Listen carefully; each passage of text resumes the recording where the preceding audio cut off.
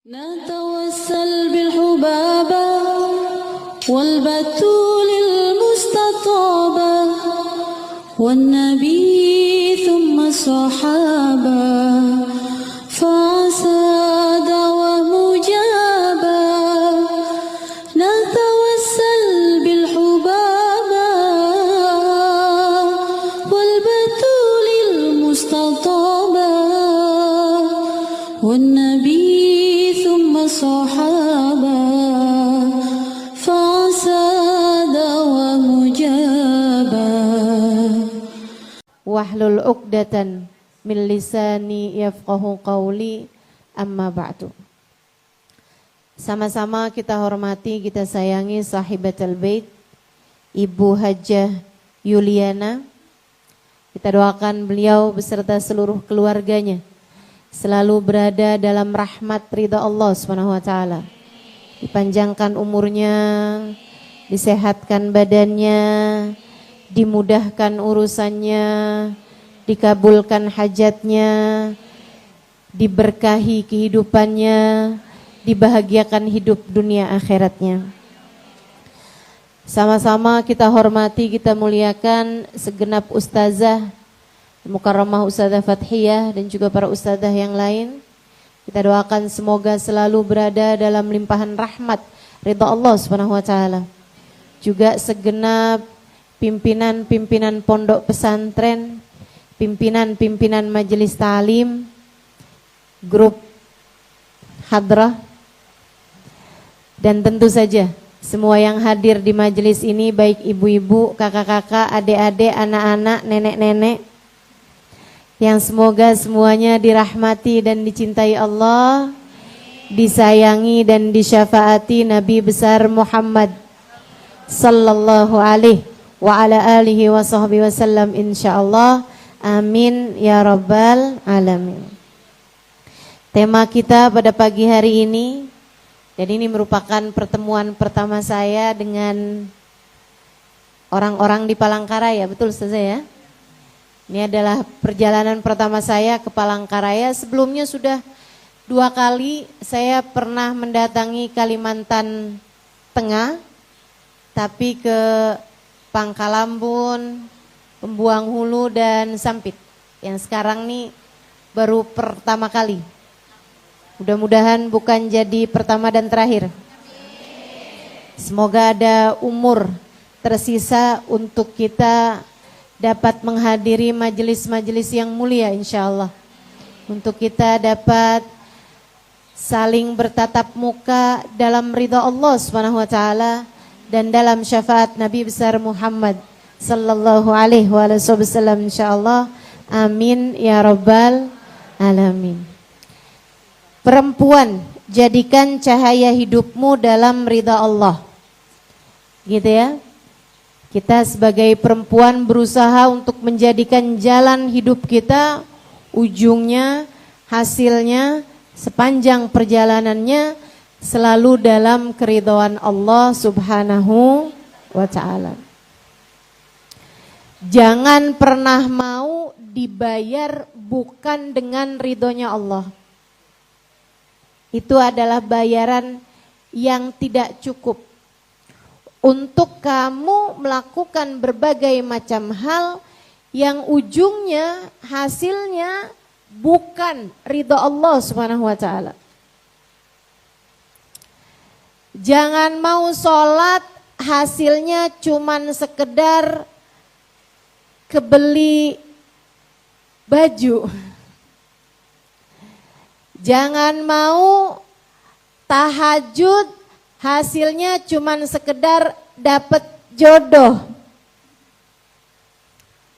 Jadikanlah sholatmu, ibadahmu, puasamu, zakatmu, hajimu, umrohmu, sedekahmu, dudukmu di majelis-majelis ilmu, zikirmu, sholawatanmu, hasilnya adalah ridha Allah Subhanahu wa ta'ala. Sebab kalau apa yang kamu lakukan dari ibadah-ibadah di dunia, apa yang kamu lakukan dari kehidupanmu di dunia ini dibayar hanya sekedar dengan dunia, sedekah dibayar Allah dengan rejeki yang berlipat ganda, tahajud dibayar Allah dengan dapat jodoh atau suami yang semakin sayang. Misalnya, puasa Senin Kemis hanya biar anak-anak diterima di sekolah-sekolah favorit. Misalnya, saudaraku sekalian yang saya muliakan, semua itu begitu kamu masuk ke dalam alam kuburmu menjadi sia-sia belaka. Jangan sampai kita termasuk di antara orang yang mengerjakan segala sesuatu di dunia, niatnya hanya untuk mendapatkan dunia, begitu masuk kubur kita menyesal karena ternyata tidak ada keridhaan Allah yang berhasil kita capai. Kalau yang kamu kerjakan di dunia hanya untuk mendapatkan dunia, lantas dengan apa kamu masuk ke dalam alam kuburmu nantinya? Kalau semua yang kamu lakukan di dunia hanyalah untuk mendapatkan kesenangan-kesenangan dunia, nama baik di dunia, ketika kamu masuk ke dalam alam kuburmu nanti, bekal manakah yang akan kamu bawa pada saat itu?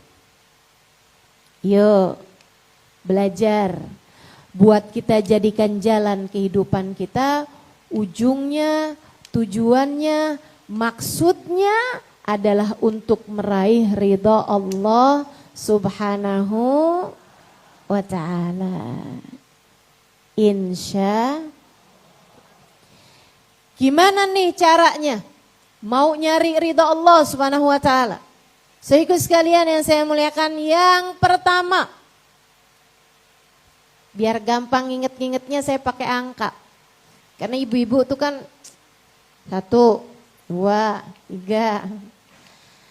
Resep masakan aja kan yang diinget-inget 1, bawang, 2, 3 gitu ya. Biar gampang ingetnya. Yang nomor 1, kalau kamu mau nyari ridha Allah Subhanahu wa ta'ala, ridha Allah itu Allah letakkan dalam ketaatan kepadanya.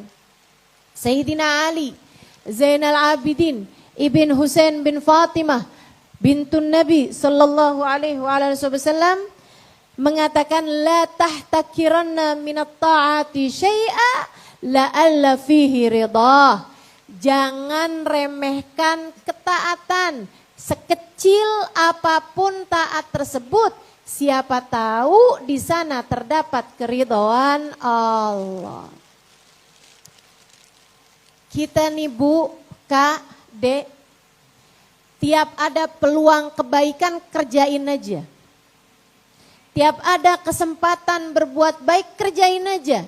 Kita tidak pernah tahu amal ibadah mana yang diterima di sisi Allah. Kita tidak pernah tahu amal ibadah mana dari kita yang diterima di sisi Allah.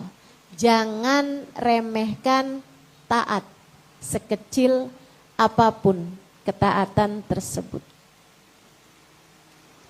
Kadang Allah cinta, ridho kepada seseorang di antara kita bukan karena perbuatan-perbuatan ibadah besarnya. Akan tetapi, misal ada di antara kita seorang istri yang selalu tersenyum kepada suaminya di saat suaminya sedang memberi dia, ataupun bahkan di saat suaminya sedang tidak bisa memberi kepadanya nafkah, rezeki misalnya gitu. Suaminya lagi susah sekalipun dia senyum lebar sama suaminya. Bisa jadi Allah ridho kepada seorang perempuan karena akhlak mulianya tersebut. Kita tidak pernah tahu. Saudaraku sekalian yang saya muliakan, ada salah satu cerita, diceritakan guru saya Hubabah Maryam bintul Habib Muhammad bin Abdullah Al-Haddar. Almarhumah, beliau sudah meninggal dunia, istri dari seorang ulama besar di Madinah, Habib Zain bin Smith. Kita doakan Habib Zain, mudah-mudahan Allah panjangkan umurnya, Allah sehatkan badannya, mudah-mudahan Allah betahkan hidupnya di dunia, sehingga beliau terus dapat mendoakan para murid-muridnya insya Allah. Teman-teman sekalian, Hubabah Maryam satu waktu bercerita, ketika beliau datang ke Indonesia, semasa hidup beliau beberapa kali saya selalu menerjemahkan kajian-kajian beliau.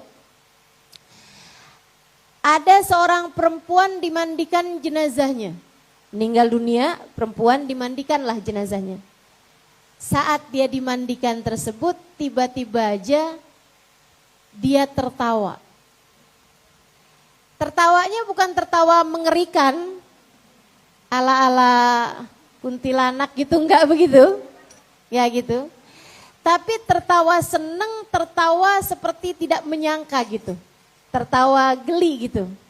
Tertawa karena tidak menyangka terjadi seperti itu, kayak yang gitu. Yang memandikan jenazah ini heran ngelihat ada orang dimandikan kok malah tertawa. Jadi dia pun berdoa. Karena orangnya berani nih ya. Kalau saya yang mandikan jenazah, saya sepertinya tidak berani minta doa seperti itu. Dia berdoa, aqsamtu 'ala Allah illa an tukhbiruni limadha dhahikt. Dia bilang, saya minta kepada Allah, kamu harus kasih tahu saya kenapa kamu tertawa. Penasaran, kenapa kok kamu memandikan tertawa, kamu harus kasih tahu saya. Doanya diijabah, malam harinya dia bermimpi. Orang yang tadi pagi dimandikan itu, dalam mimpinya, dalam keadaan yang sangat berbahagia, dia tanya, dia bilang, waktu kamu saya mandikan tadi pagi, tiba-tiba saja kamu tertawa. Kenapa gitu? Perempuan tersebut bercerita, saya itu setiap pagi bersedekah dengan separuh sarapan saya. Bukan orang mampu, orang yang hidup sangat terbatas. Tapi dia kalau bikin sarapan double 2. Dia hidup sendirian sebatang kara. Nah, dia bikin sarapan tuh misalnya nasi untuk 2 piring. Kemudian lagi lauknya masing-masing 2 gitu ya. Tempe sepotong taruh tempat dia, tempe sepotongnya lagi taruh di piring satunya lagi. Terus seperti itu, semuanya dibagi 2. Dia bilang, saya akan keluar rumah pagi hari tersebut, sebelum saya sarapan saya akan kasihkan 1 piring sarapan saya itu untuk orang miskin pertama yang lewat depan rumah saya. Ini ntar ada tukang sayur, tanyain, ada sarapan belum Pak, ada tukang sampah, tanyain, ada orang jualan cendol, jualan apa aja gitu, diberikan separuh sarapannya. Dan itu berlalu bertahun-tahun lamanya. Satu waktu saya keluar rumah, enggak ada orang lewat depan rumah saya. Saya tungguin 10 menit, 15 menit, enggak ada yang lewat. Enggak ada orang yang kelihatan tidak mampu lewat depan rumah saya. Sampai saya lihat seekor anak keledai. Dia lagi mengais-ngais tempat sampah. Saya pun kemudian memberikan separuh sarapan saya tersebut kepada seekor anak keledai. Sambil saya bilang, ya Allah, ini kan juga makhlukmu. Dia nyari-nyari makanan di tempat sampah, dia lapar, ya Allah, jadikanlah ini sedekahku pagi hari ini. Diberikan kepada seekor anak keledai tersebut. Dia bilang, ketika kamu memandikan saya, diajukan kepada saya amal perbuatan saya selama hidup, ibadah-ibadah saya, alhamdulillah diterima Allah. Alhamdulillah Allah ridhoi saya. Dan yang nomor satu yang menjadi penyebab Allah ridho kepada saya adalah sedekah saya kepada seekor keledai. Saya pun tertawa geli karenanya sebab saya sama sekali tidak menyangka bahwa dari begitu banyak hal ternyata yang diterima Allah dari saya adalah sedekah saya kepada seekor anak keledai. Kita tidak pernah tahu amal ibadah kita yang mana yang diterima di sisi Allah Subhanahu wa ta'ala. Maka jangan pernah remehkan kebaikan sekecil apapun itu. Apa yang bisa kamu lakukan? Apa yang bisa kamu perbuat? Perbuatlah. Sehingga sekalian yang saya muliakan, demikian pula dengan para ulama-ulama. Kita ada banyak di antara mereka yang mendapatkan pahala yang luar biasa. Dapat ridho Allah Subhanahu wa ta'ala karena perbuatan baik yang telah dia lakukan.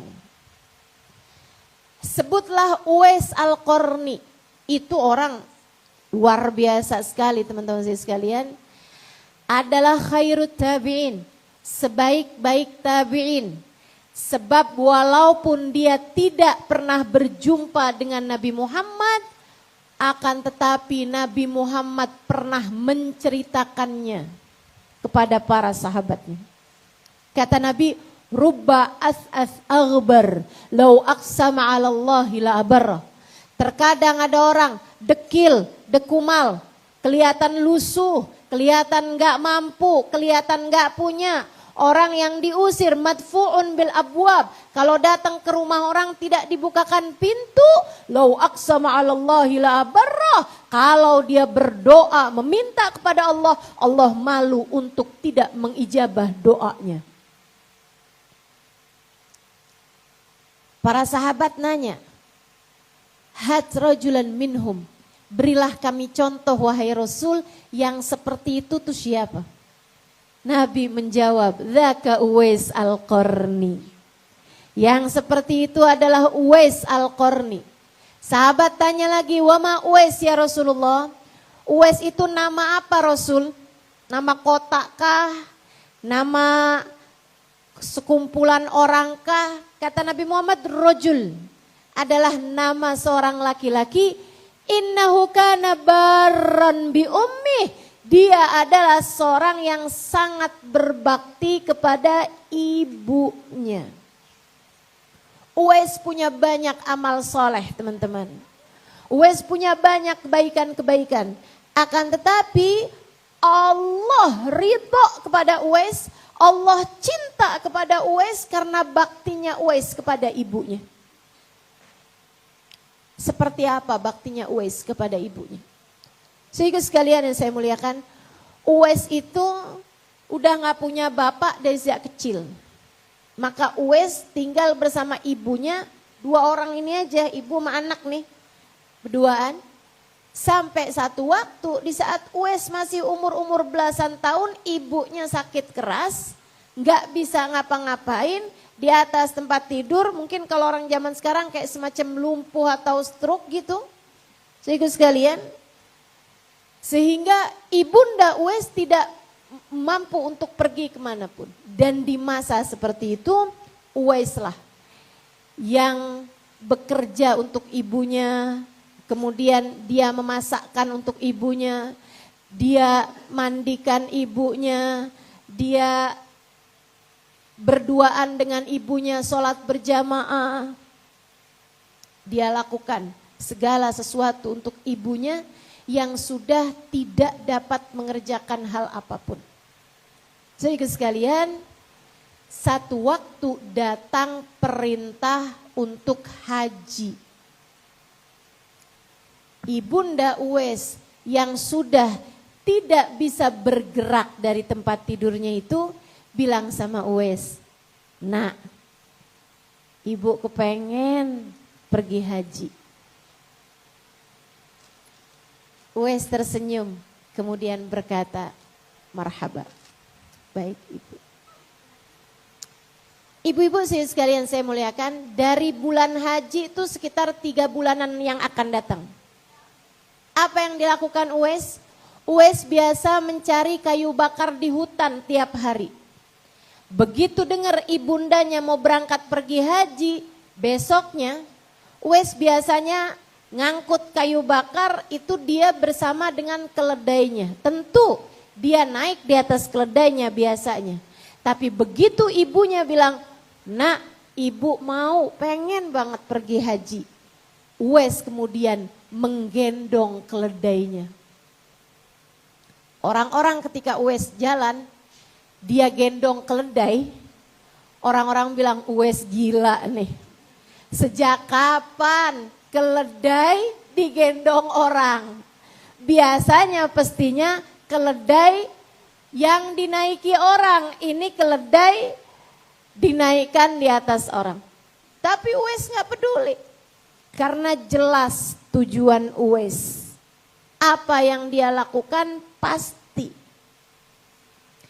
Dari mulain dia sebentar aja bawa keledainya. Ketika dia rasa berat dia turunkan keledainya, gantian dia naikin. Besokannya lagi. Lama-lama semakin lama Uwais bisa bawa keledai. Dia berangkat, dia gendong keledainya, arah pulangnya baru keledainya yang dia naiki.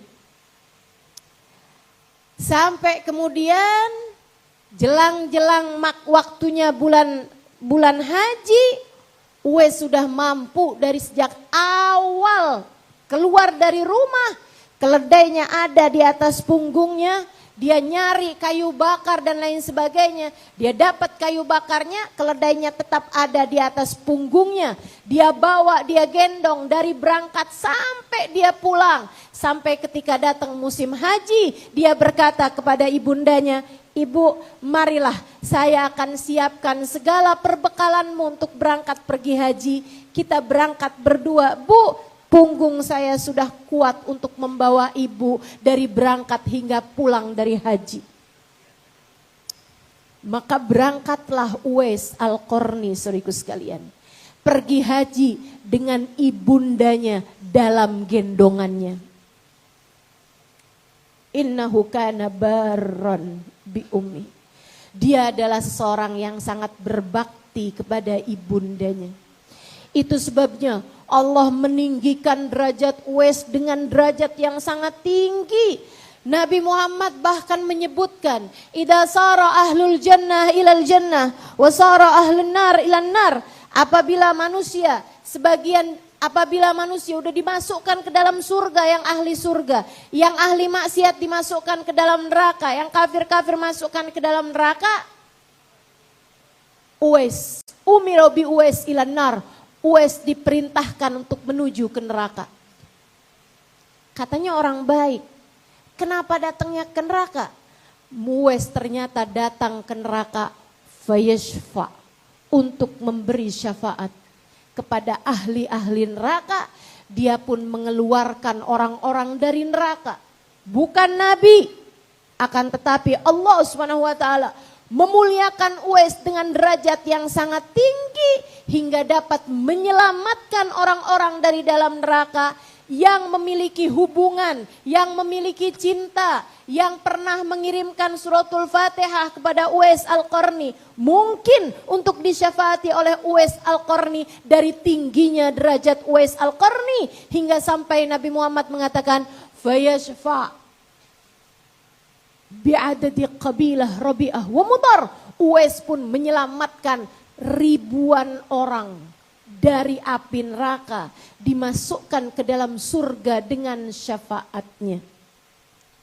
Ribuan orang seperti bilangan qabilah Rabi'ah dan Mudar. Itu dua qabilah terbesar pada masa tersebut di negeri Arab. Teman-teman saudara sekalian yang saya muliakan, Uwais mendapatkan derajat setinggi itu. Innahu kana barran bi ummi, karena dia adalah seseorang yang berbakti kepada ibunya. Al-Fatihah ila ruhi Uwais Al-Qarni anna Allah yaghfir lahu wa yarhamu wa yu'li darajati fil jannah wa yanfa'una bibarakatihi wa asrarihi wa anwarihi wa ulumihi wa nafahatihi fid din wa dunya wal akhirah. Al-Fatihah.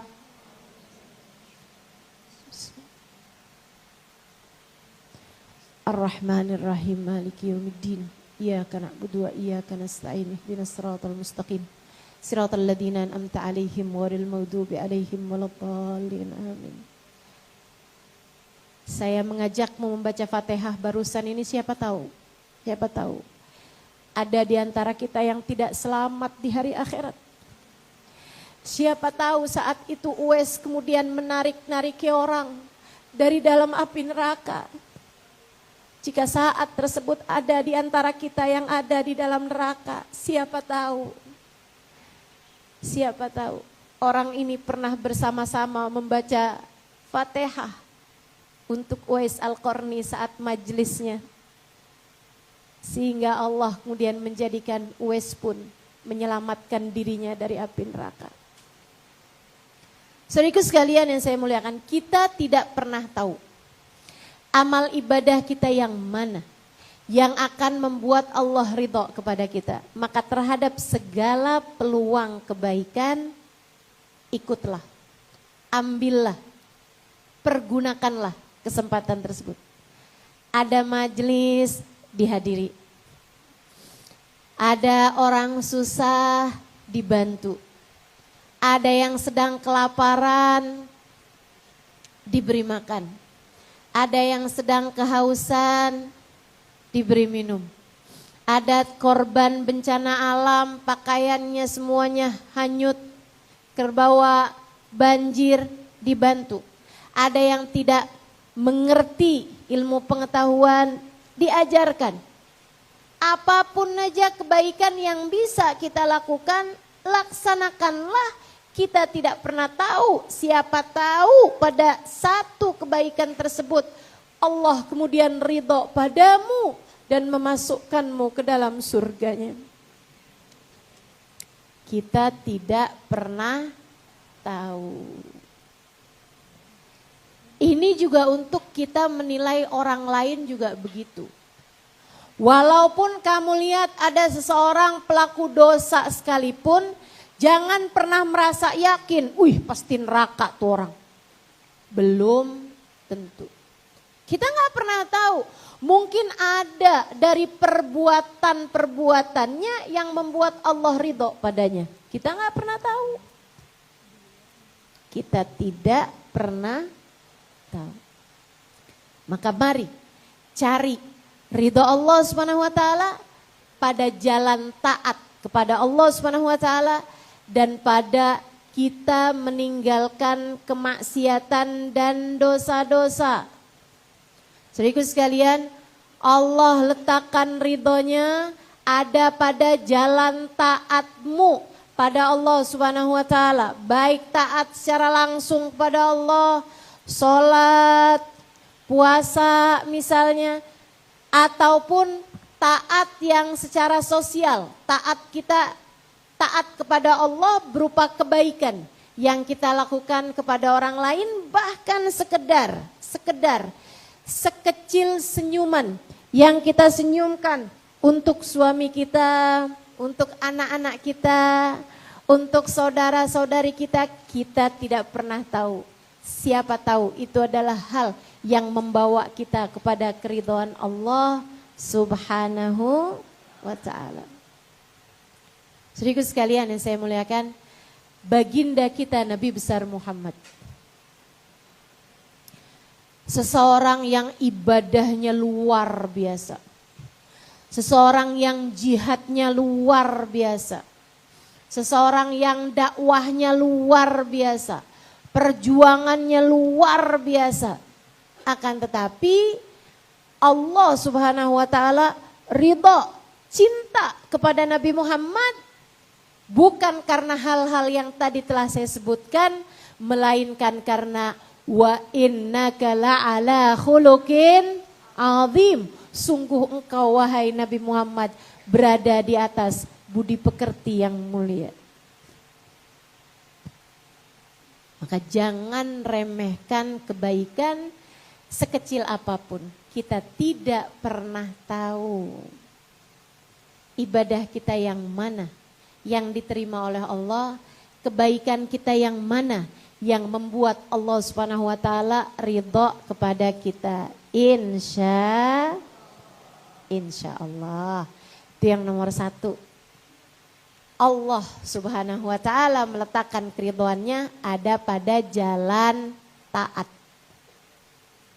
Ada pada jalan kita melaksanakan perintah Allah dan kita meninggalkan larangan-larangan Allah Subhanahu wa taala. Saudaraku sekalian yang saya muliakan, yang kedua, kalau kamu ingin mendapatkan keridhaan Allah Subhanahu wa taala, maka pakailah posisi yang Allah telah memposisikan kamu di dalamnya sebagai caramu mendapatkan keridhaan Allah Subhanahu wa taala lewat dirinya. Kalau kamu adalah seorang anak, Allah jadikan keridhaan Allah ada pada keridhaan orang tuamu. Carilah itu. Bahkan memandang wajah ibu lebih Allah sukai daripada saat dirimu memandang Ka'bah. Padahal mandang Ka'bah sekali, ada dalam hadis bahwa siapa yang memandang Ka'bah sekali dengan pandangan penuh penghormatan, seperti beribadah 1 tahun lamanya. Siam naharaha wa qiyam lailaha. Siangnya dipakai buat puasa, malamnya dipakai buat sholat malam. Setahun. Itu pahala untuk orang yang ngelihat Ka'bah sekali. Makanya ada seorang kiai ketika pertama kali datang ke Mekah, begitu nyampe depan Ka'bah dia merem melek. Pejam terbuka matanya. Muridnya nanya, santri nanya, Kiai kelelipan? Enggak. Tapi kok Kiai matanya kayak begitu? Dia bilang biar dihitung banyakan nak. Karena siapa yang memandang sekali seperti ibadah 1 tahun, saya mau Allah Subhanahu wa taala menghitung banyak ibadah dari saya. 1 tahun, 2 tahun, 3 tahun, 4 tahun gitu. Untukmu yang masih pada punya ibu, tak perlu jauh-jauh ke Mekah. Pandangilah wajah ibumu dengan pandangan penuh cinta. Pandangilah wajah ibumu dengan pandangan penuh sayang. Pada mereka terdapat ridha Allah Subhanahu wa taala. Bahkan surga Allah letakkan di bawah telapak kaki mereka. Ibu saya meninggal dunia November tahun lalu. 6 bulan, 7 bulan saya sudah ditinggal oleh ibu saya. Saya sudah tua teman-teman. Tapi seorang anak gak pernah punya waktu yang pas untuk ditinggalkan orang tuanya.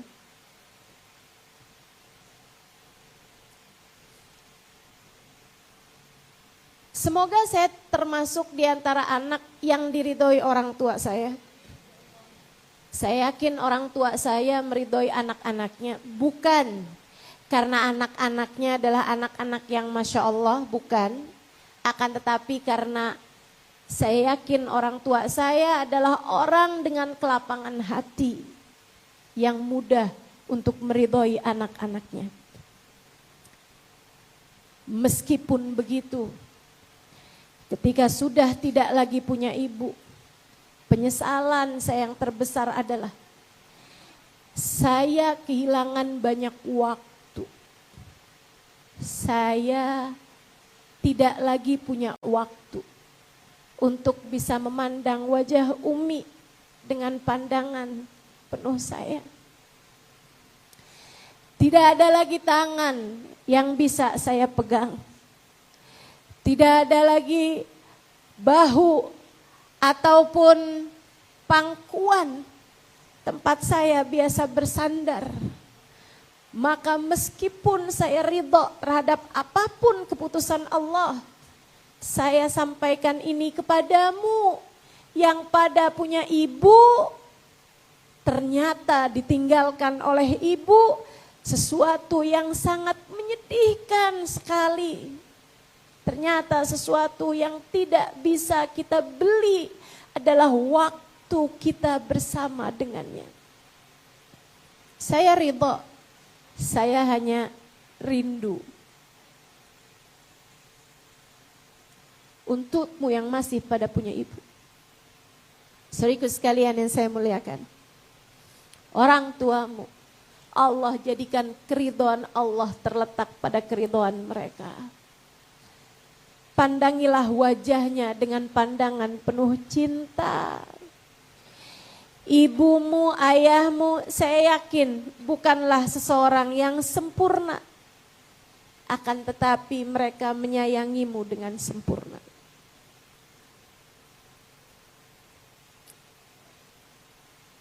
Seorang yang dengan tulus mendoakan anak-anaknya, bahkan bisa jadi namamu disebut lebih dulu dari saat beliau mendoakan dirinya sendiri. Saudaraku sekalian saya muliakan, carilah ridha Allah pada keridhaan orang tuamu. Para istri, carilah ridha Allah ada pada keridhaan suamimu. Sebab Allah Subhanahu wa taala menjadikan kunci surga seorang istri bagaimanapun ada pada diri suaminya. Jangan sampai kamu jadi seorang yang menyesal. Kapan menyesalnya? Entah ketika dia meninggal dunia atau ketika kamu duluan meninggal dunia. Sementara kamu belum menjadi seseorang istri yang mendapatkan keridhaan dari suaminya. Tiap kali bahas suami, saya selalu teringat hadisnya baginda Nabi besar Muhammad SAW kepada seorang perempuan. Ketika perempuan tersebut datang kepada baginda kita Nabi Muhammad untuk bertanya beberapa permasalahan fikih, Nabi Muhammad pun menjawabnya. Sesudah selesai dijawab sama Nabi, Nabi tanya sama dia, "Amutazawwijah anti?" Apakah kamu adalah seorang perempuan yang sudah menikah? Dia menjawab, "Bala ya Rasulullah, ini imra'atu fulan ibn fulan." Betul wahai Rasul, saya adalah istrinya fulan bin fulan. Nabi bertanya kembali, "Kaifa anti bih?" Bagaimana kamu memperlakukan suamimu? Bagaimana kamu memperlakukan suamimu? Nabi Muhammad bertanya, sebab Nabi Muhammad adalah guru terbesar kita dalam kehidupan. Nabi Muhammad bertanya, sebab Nabi Muhammad adalah Al-Abul Akbar, kata Habib Ali Habsyi tadi. Di dalam kitab Simtud Durar yang doa tadi itu Al-Abul Akbar. Nabi Muhammad adalah ayah kita yang terbesar. Nabi Muhammad sangat peduli kepada keadaan-keadaan kita, saudaraku sekalian. Karenanya Nabi bertanya kepada perempuan ini, sebagaimana Nabi pun juga mungkin untuk bertanya hal yang sama kepada kita. Kalau saja kita berjumpa dengan Nabi Muhammad. Nabi akan juga bertanya yang sama, bagaimana kamu memperlakukan suamimu? Dia pun menjawab, "Ya Rasulullah, saya menjadikan suami saya di atas mata dan kepala saya. Saya junjung tinggi suami saya, wahai Rasul. Saya taat padanya kepada sesuatu selagi saya mampu melaksanakannya. Dan saya meminta maaf padanya untuk sesuatu yang tidak saya sanggup melaksanakannya. Saya hormati dia dan saya tidak menyia-nyiakannya, wahai Rasulullah. Siapa di antara kita yang kalau Nabi bertanya, wahai para istri, siapa di antara kita yang kalau Nabi bertanya padanya, bagaimana kamu memperlakukan suamimu? Ia dengan bangga berkata seperti yang disampaikan sahabat perempuan ini? Ataukah kita akan menangis kemudian menjawab, ya Rasulullah, doakan saya, sebab ternyata saya belum menjadi istri yang soleha bagi suami saya.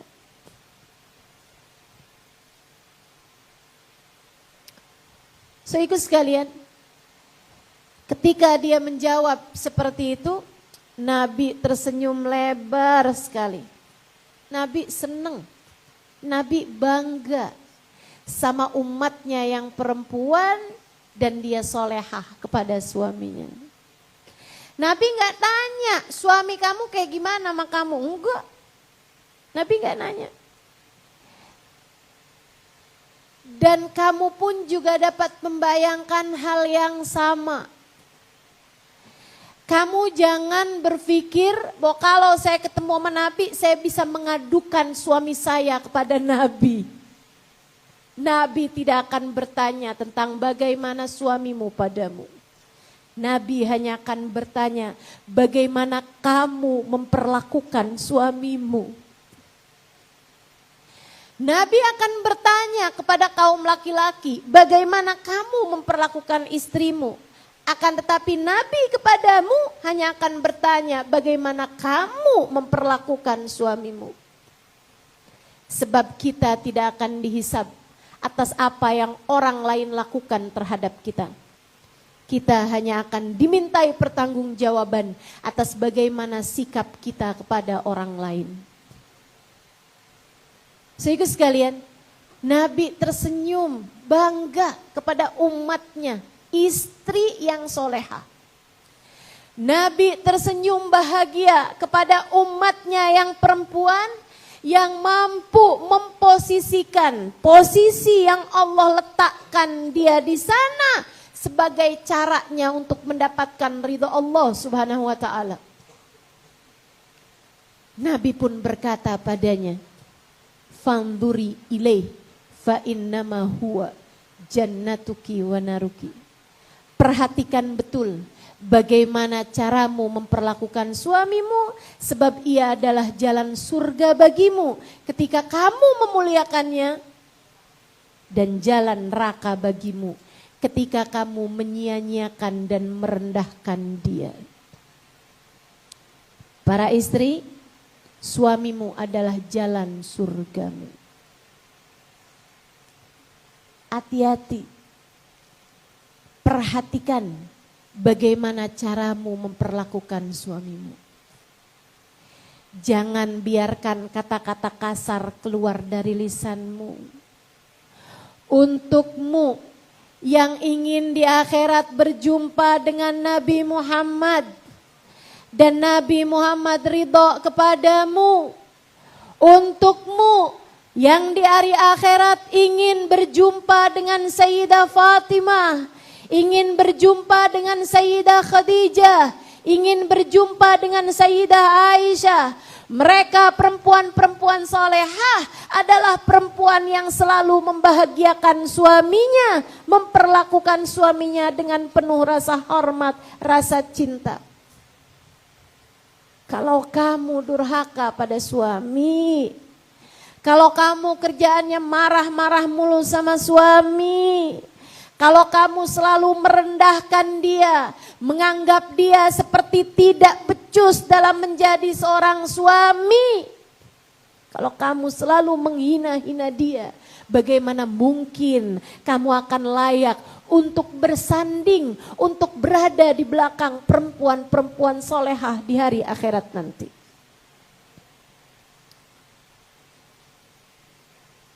Jika kamu ingin di akhirat nanti ada di belakang orang-orang mulia, maka jadilah seorang istri yang mulia.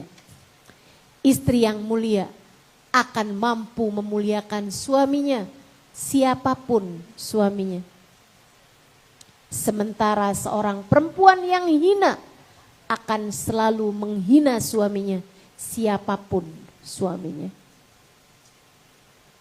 Mari belajar untuk menjadi seorang istri yang soleha, agar kita selalu berada dalam jalan ridha Allah Subhanahu wa ta'ala. Agar kita meraih ridha Allah Subhanahu wa ta'ala, agar kita mendapatkan pandangan kasih sayang dari Allah Subhanahu wa ta'ala. Ustazah udah terlanjur. Saya sering sekali nyakitin hati suami.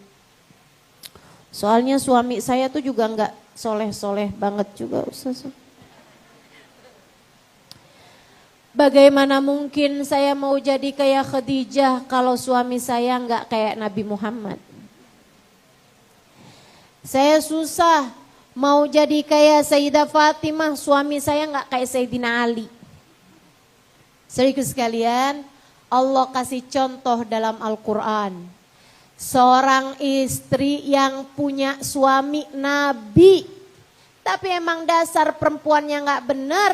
Walaupun suaminya seorang nabi, ia tetap durhaka kepada Allah, ia tetap durhaka kepada suaminya, maka dia pun menjadi di antara yang Allah Subhanahu wa ta'ala celakakan dan hancurkan.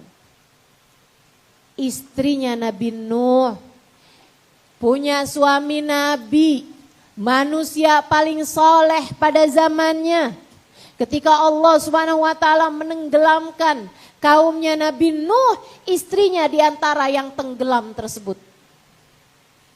Posisinya sebagai seorang istri, seorang nabi, tidak dapat menyelamatkannya karena dia bukanlah seorang istri yang soleha.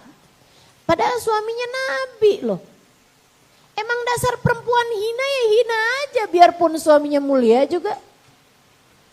Sebaliknya, Allah kasih contoh seorang perempuan mulia punya suami orang yang paling hina.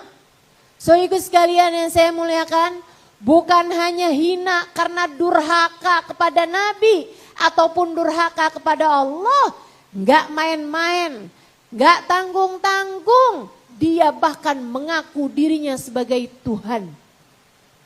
Namanya Fir'aun. Istrinya seorang perempuan solehah. Seorang perempuan beriman kepada Allah. Seorang perempuan yang menjadikan dirinya sebagai hamba Allah, berada dalam jalan Allah, mencari ridha Allah Subhanahu wa ta'ala. Hidupnya pun bercahaya dengan keimanan. Maka meskipun suaminya Fir'aun, ia tetap dapat menjadi seorang perempuan yang mulia, calon-calon penghuni surga, peraih ridha Allah Subhanahu wa ta'ala. Jadi tiap kali hatimu bilang, ya gimana saya mau jadi istri solehah, suami saya kayak begini. Sampaikan pada hatimu, suamimu bukanlah seorang nabi, suamimu memang bukanlah seorang waliullah, bukanlah seorang ulama, bukanlah seorang yang sangat dekat dengan Allah Subhanahu wa ta'ala. Tapi kan suamimu juga enggak Fir'aun amat. Wahai hati, belajarlah dari Asia. Wahai hati, ingatlah pesan Allah untuk terus berusaha menjadi istri yang solehah, siapapun suamimu itu. Insya cari ridho Allah Subhanahu wa ta'ala pada diri suamimu. Posisimu sebagai seorang istri, jadikanlah posisimu tersebut sarana mencari keridhaan Allah.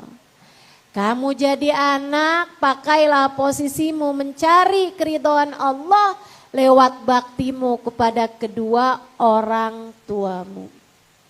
Dan kalau kamu sebagai seorang ibu, pergunakanlah posisi tersebut untuk mencari keridhaan Allah Subhanahu wa taala dengan mendidik anak-anakmu, menjadikan mereka sebagai hamba-hamba mulia di sisi Allah, menjadikan mereka sebagai umat yang layak dibanggakan di hadapan baginda Nabi besar Muhammad sallallahu alaihi wa ala alihi wa sahbihi wasallam. Anak yang